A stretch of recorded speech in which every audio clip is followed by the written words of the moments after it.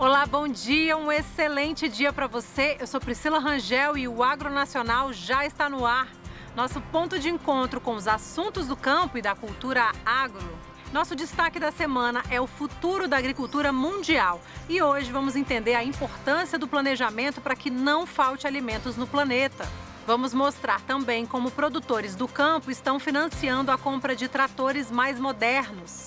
No Agro Entrevista, continuamos a conversar com o diretor do Horto das Acácias, Rogério Gomes. Ele fala sobre possibilidades de negócios e tendências no mercado de produção de plantas. E tem mais! O cultivo de cogumelos ganha força entre os pequenos agricultores. Esse programa está imperdível, fica com a gente. O Agronacional está só começando.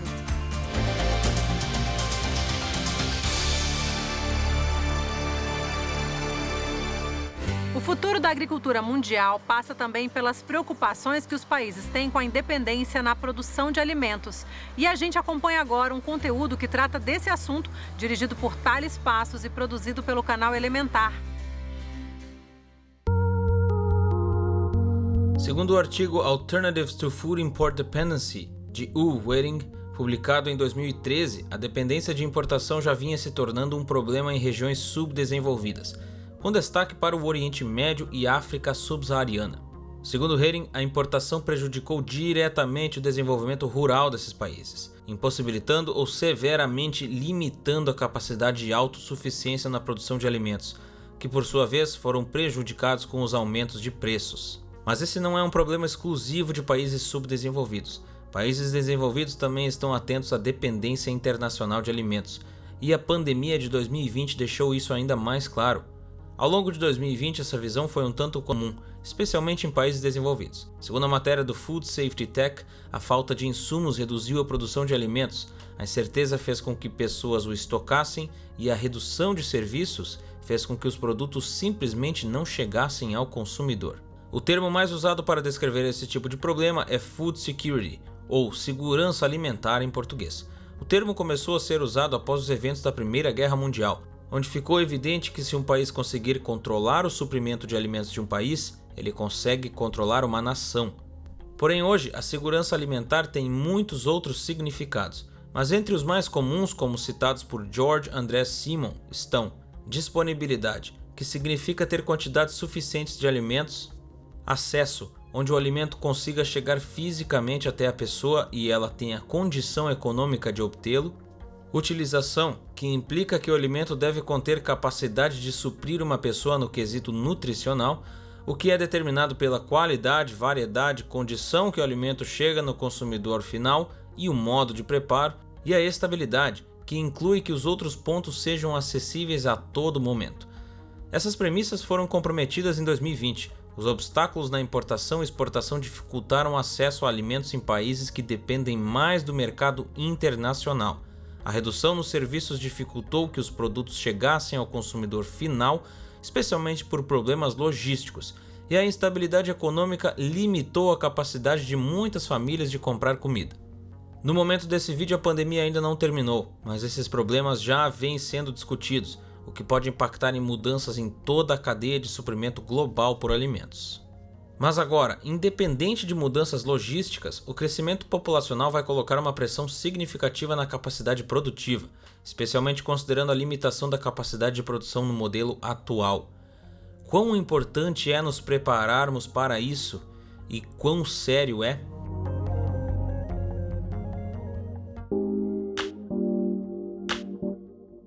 Ao mesmo tempo, a população está aumentando. Até 2050, a população mundial deve chegar perto de 10 bilhões de pessoas, segundo dados das Nações Unidas. Isso representa um crescimento populacional de mais de 25% em apenas 30 anos. Se isso não fosse preocupante o suficiente, temos ainda o crescimento da classe média mundial, o que não deve ser interpretado de forma errada, já que o aumento de poder de compra da sociedade é muito bom. O problema nesse caso é que aumenta a demanda por carne, o que pode ser ainda mais preocupante. Não me leve a mal, eu sou gaúcho, eu adoro carne, mas aqui estão os dados de por que isso pode ser preocupante. De toda a superfície da Terra, apenas 29% é terrestre. Os demais 71% são água. Dessa superfície terrestre, só 71% é habitável, enquanto 10% estão abaixo de geleiras e 19% são terra árida. Dessa área habitável, 50% é destinado à agricultura, 37% são florestas, 11% são de arbustos ou pastagem, 1% de água potável, como rios e lagos, e 1% de área urbana, com todas as cidades do planeta. Desses 50% destinado à agricultura, 77% é destinado para a criação de animais, desde o espaço físico para a criação, quanto ao cultivo para alimentá-los. Apenas 23% de fato é usado para o plantio do alimento que consumimos. E mesmo que 3/4 de toda a terra produtiva seja destinada à produção de carne e derivados, isso representa apenas 18% do consumo calórico global entre carne, leite e ovos. 82% das calorias vêm de grãos e vegetais. Dessa forma, o crescimento populacional aumenta a demanda de alimentos, que tem um espaço físico limitado. Ao mesmo tempo, o crescimento da classe média coloca pressão para o aumento da produção de carne, que compete diretamente com a produção de grãos. No caso do gado, o animal chega a consumir 7 kg de grãos e mais de 15 mil litros de água para cada quilo de carne que ele produz. Mas ao longo da história, a humanidade sempre enfrentou adversidades e estamos aqui até hoje. E nesse caso, não é diferente. E quem parece estar liderando é a Holanda. No próximo programa, nós vamos mostrar como é a produção na Holanda, o segundo país que mais exporta alimentos no mundo. 2 agricultores de Ituporanga, em Santa Catarina, comemoram o resultado da produção. Eles financiaram a compra de tratores com tecnologia avançada e ganharam em qualidade e conforto. Alguns quilômetros distanciam esses 2 agricultores de Ituporanga, em Santa Catarina, que possuem o mesmo desejo, o de desenvolver a produção. Para isso é preciso amor ao que se faz, dedicação e também de investimentos. Os 2 também têm algo em comum. Nos últimos meses, os tratores antigos deram problema.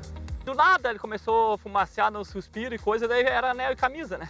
Daí levei para arrumar na garantia, eles arrumaram. Mas daí depois eu trouxe de volta, depois de 30 dias, daí foi de novo. Deu um desgaste, nem foi que quebrou, mas ele desgastou. Ser agricultor também é colocar os prós e contras na ponta do lápis, já que o financeiro é sempre motivo de atenção. Por conta disso, o Luiz, que planta milho, soja e fumo em um total de 24 hectares, optou pela troca do antigo trator por um mais potente e gabinado, que trouxesse mais conforto na lida do dia a dia. Em um mês, o agricultor deu o equipamento antigo na troca e financiou R$70 mil para adquirir este trator de 100 cavalos de potência via BNDES. Porque a gente, para comprar uma máquina grande, não tem como comprar à vista, né? Porque a gente não tem dinheiro sobrando e tudo que até máquina, o povo sabe que é caro, né? Que a máquina é um preço alto, aqui é um trator desse é 199 mil. Isso não teria nem como a gente comprar à vista. Daí o banco favorece e financia pra gente, né? É passar veneno, é picatéria, subsolar, é virar, é plataforma, é a grade aradora, é tudo que tem de implemento a gente ocupa. O Luiz é considerado um pequeno agricultor, se enquadrando no Pronaf, mas a compra do trator teve de ser feita através do Pronamp. No caso do financiamento desse equipamento aqui, a gente enquadrou ele no Pronamp em função do equipamento ser um equipamento com uma potência grande e não se enquadrando no Pronaf. Já o Márcio planta 4 hectares de fumo e milho, em um total de 12 hectares. Além de trocar o trator através do financiamento, também aproveitou o embalo para comprar uma caçamba que ele ainda não tinha e que vai facilitar muito o carregamento da produção para o galpão. O financiamento foi feito através do Pronaf, em um valor total de R$141 mil. Se não for assim, o cara não consegue, precisa dos créditos no banco para conseguir as coisas, né? A maioria na agricultura a renda é uma vez. Daí, fazendo assim, uma prestação lá é fácil de pagar. Ele vai ter a safra de 2020 e 2021 para poder estar arrecadando recursos para pagar a parcela no final do ano que vem. O diferencial nessas linhas de crédito fica por conta do prazo de pagamento.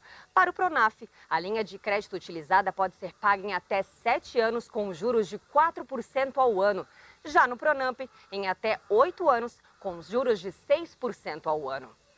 Como eles são agricultores, né, e a gente sabe que o agricultor ele tem a renda uma vez por ano, ele faz produção uma vez por ano, a renda dele maior geralmente é ali no primeiro semestre, então a gente, dependendo da linha, a gente consegue estar fazendo o financiamento, o vencimento do financiamento para aquela data específica ali. No caso das operações do BNDES, é conforme a contratação, o período de contratação. No caso do Luiz, como foi contratado agora no segundo semestre, provavelmente o pagamento dele vai ficar também para o segundo semestre. Equipamentos que garantem a permanência dos agricultores nas lavouras e também uma produção de qualidade para o consumo de muitos brasileiros. Eu uso para puxar minha lavoura, eu uso para passar veneno, para plantar o milho, para tudo, vai ser com ele. Vai facilitar bastante, é o que vai mandar na lavoura. Traz mais conforto, mais qualidade, né? Trabalhar tem que, mas trabalhar um pouquinho menos no fresquinho também, né? E se agora o maquinário der problemas... Agora é para ser melhor, né? Vamos ver, se ele não aguenta, eu compro uma esteira, mas eu acho que ele vai aguentar.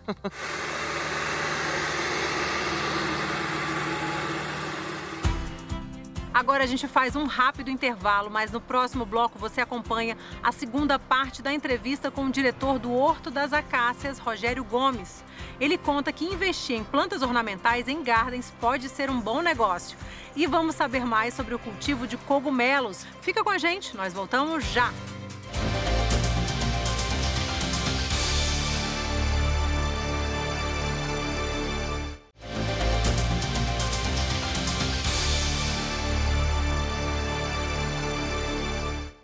Estamos de volta com o Agro Nacional, nosso ponto de encontro com os assuntos do campo e da cultura agro.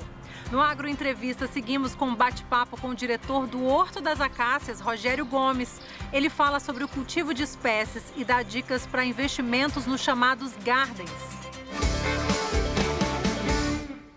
E na segunda parte da nossa entrevista, a gente conversa sobre possibilidades, tendências e mercado no ramo da floricultura. Então, Rogério, continuando a nossa conversa, bom dia. Bom dia. Se a gente for ingressar na produção, por exemplo, de árvores, qual seria aí um investimento inicial e quanto tempo para começar a ter algum retorno? Olha, isso é muito relativo, né? Você fala assim, vou produzir árvores para atender lojistas. É um mercado que você vai trabalhar com plantas de porte médio, mais baixo, as mudas. Você não precisa vender mudas muito grandes, você pode trabalhar com plantas de porte até 2 metros de altura. Aí você pega todo um leque de opções de espécies, né? Você vai pegar as plantas de Mata Atlântica, as plantas exóticas, as plantas do Centro-Oeste, que tem também uma parte de Mata Atlântica. Você vai misturar várias espécies e vai produzir num porte que seja um porte fácil de logística, de você sair da tua produção e entregar. Porque você pode trabalhar com árvores também, muita gente trabalha com árvores em porte grande, adulto, plantas de 10 metros, de 8 metros, já vi plantas até de 15 metros sendo transplantadas. Depende da espécie, tem espécies que aguentam, tem espécies que não aguentam. Hoje, por exemplo, tem uma tendência de trabalhar com plantas centenárias, oliveiras centenárias. Então, você pode escolher em que ramo você vai atuar. O investimento vai variar aí. Se você for trabalhar com plantas adultas, você, obviamente, não vai preparar uma produção para colher daqui a 50 anos, uma planta de 30, de 20, de 50 anos. Você vai já comprar plantas adultas, vai, digamos, trazer para o seu depósito, vai preparar elas para uma futura venda e transplantio no cliente final. Se você for trabalhar com mudas, como um viverista, vai fazer muda desde a semente ou desde um sistema de reprodução por estaca ou por alporquia, que são métodos de reprodução, você vai preparar essa planta para vender para um garden center ou para um paisagista, para um jardim de porte pequeno ou médio, e já é um investimento mais moderado. Então, vamos tentar trazer isso a números, é mais difícil, né? Porque se você tem uma propriedade, digamos, de 2 alqueires, que é uma propriedade qualquer pessoa pode comprar no interior, não é tão caro, é tão barato, você quer produzir, eu partiria para uma produção de plantas, onde você começaria desde a semente. Faria o seu berçário, teria o seu banco de semente, pode comprar semente, pode pedir uma permissão para coletar sementes em mata, pode comprar semente de terceiros, tem várias maneiras, faria uma reprodução o viveiro, cultivaria a muda até um porte de 1,80 m a 2 metros, porque você atende um mercado até de arborização urbana legal. O que eu quis dizer com isso? Hoje, quando você vai fazer uma obra, um empreiteiro faz uma obra, ele faz o que a gente chama de supressão vegetal, ele arrancou uma árvore para construir um prédio, ele tem que fazer uma medida compensatória. Então, a prefeitura, geralmente, a municipalidade exige que ele replante mudas. Então fala, olha, você arrancou aqui uma planta de tantos anos, de tal espécie, eu quero que você me dê 20 mudas. Então é todo um mercado para atender essa galera de construção, esse pessoal que está todo incorporando, fazendo supressão vegetal. Você tem também a arborização urbana, a prefeitura fez uma rua nova, fez uma praça, fez um parque. Você tem toda a muda para atender. Geralmente plantam mudas pequenas, porque são muitas unidades, fica muito caro. Então você tem mudas de 30 centímetros, de 80 centímetros, de 1 metro, de 1,5 metro. Isso é um outro grupo, outro nicho de mercado. Se você vai pegar o paisagismo residencial, aí você vai do A ao Z, porque às vezes é uma pessoa que tem mais recursos, que é uma planta já adulta, você tem a planta adulta, mas a grande maioria vai querer o quê? Eu quero uma planta de 2, 3 metros, que daqui a 3 anos ela vai estar num porte legal. E a gente aproveitando até dessa sua experiência mesmo, se a gente pudesse dar dicas para quem quer entrar nesse mercado de produção de plantas, mas assim, falando bem especificamente, escolha do local, o tempo de dedicação, equipamentos. Olha, vamos lá.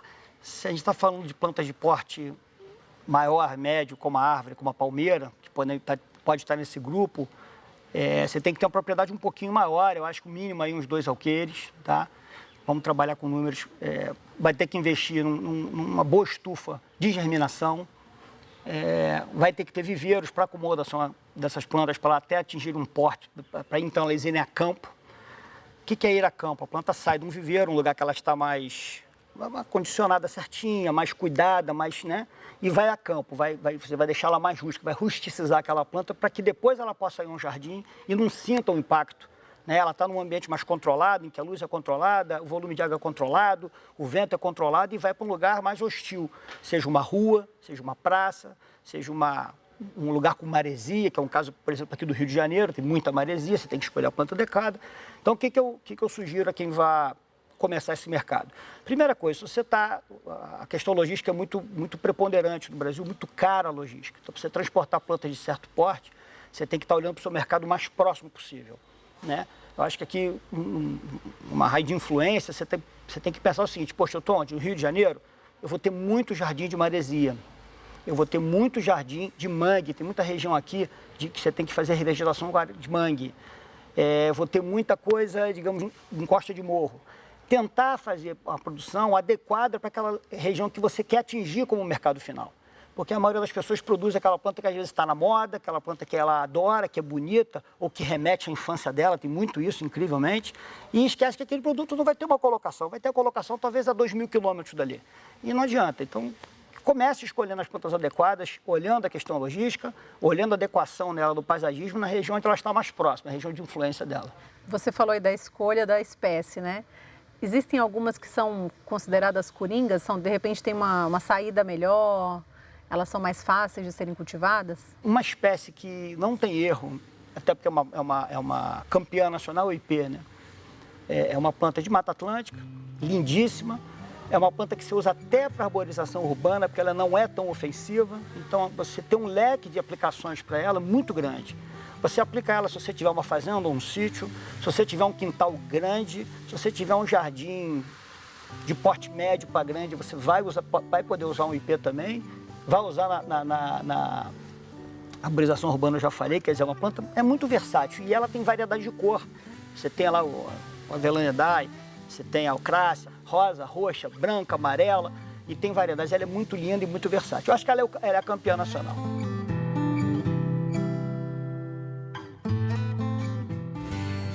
E no próximo programa a gente continua a conversa com o Rogério Gomes falando sobre possibilidades de negócios na produção de plantas.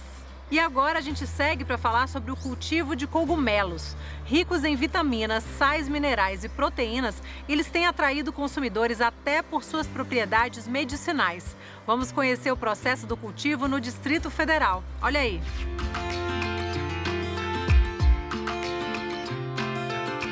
O cultivo de cogumelos é tido como uma tendência no Brasil por várias razões, principalmente devido às suas propriedades nutricionais e medicinais. Eles são ricos em proteínas, são ricos em vitaminas, em sais minerais, em nutrientes como cálcio, fósforo, potássio. Também são ricos em vitaminas do tipo B, do tipo C. A Embrapa procura realizar cursos anuais uma ou 2 vezes por ano, depende da demanda. São 5 dias de curso, com aulas teóricas e práticas. A programação é bem variada, porque nós ensinamos não só todas as etapas de cultivo de cogumelo, como também por espécie, e falamos também da parte de empreendedorismo, de comercialização de mercado. Lá eles ensinam como você faz o composto para o cogumelo, explica das doenças que ocorrem no composto ou na cultiva do cogumelo, como cultivar, como processar, como você vender, fala de comercialização. Então é um curso que foi de 1 semana, que a gente nesse período teve todas as etapas de como realmente trabalhar com o cogumelo, né?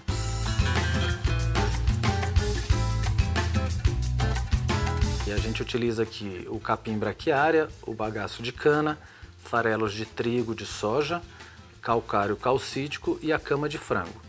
Todos esses componentes misturados com um processo de sequência, né? Tem uma sequência para você produzir, eles demoram em torno de uns 15 dias para ficar pronto, uma massa bem quente e levemente apodrecendo, vamos dizer, fermentando e apodrecendo.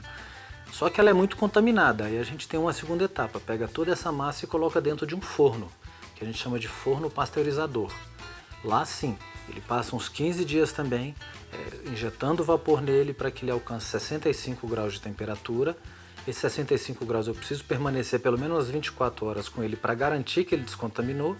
E depois o processo é de redução normal da temperatura, que o próprio composto perde esse calor todo.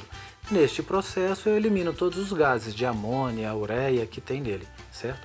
Eliminou isso, o composto fica pronto para quê?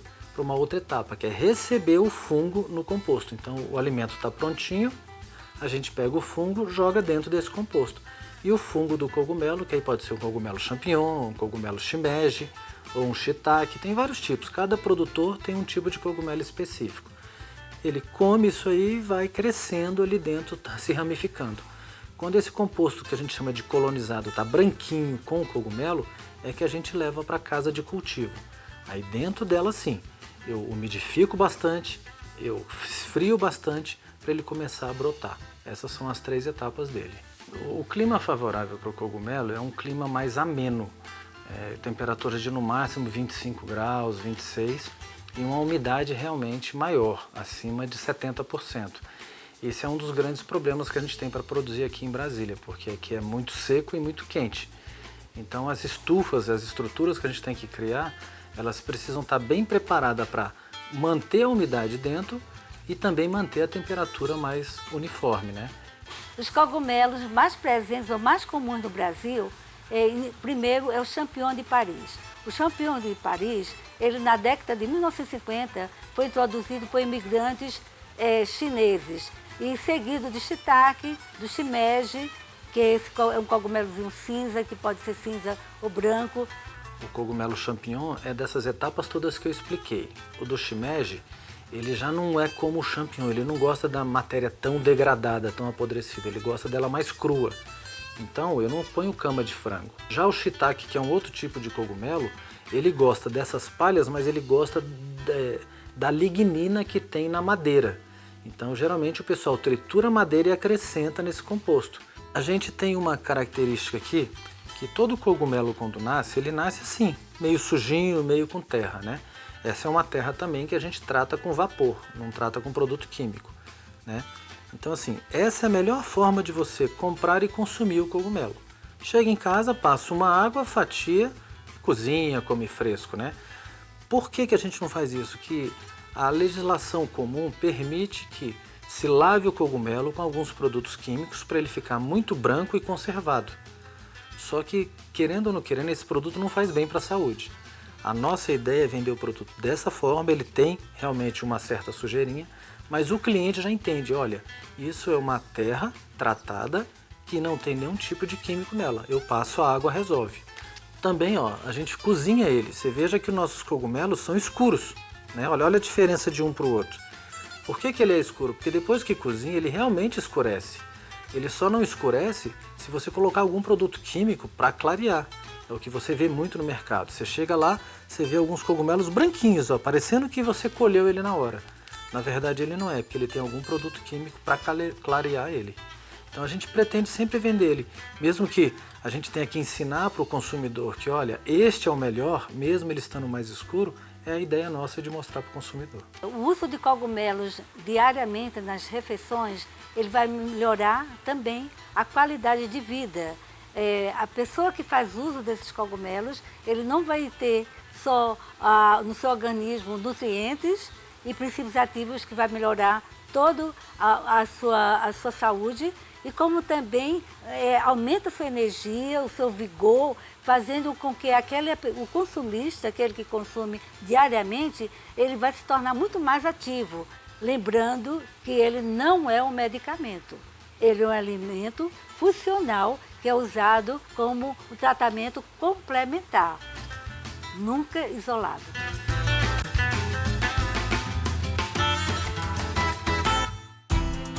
E por hoje o programa fica por aqui, mas já temos nosso encontro marcado, porque o Mundo Agro passa pela tela da TV Brasil. Eu sou Priscila Rangel e desejo a você um excelente dia. Tchauzinho!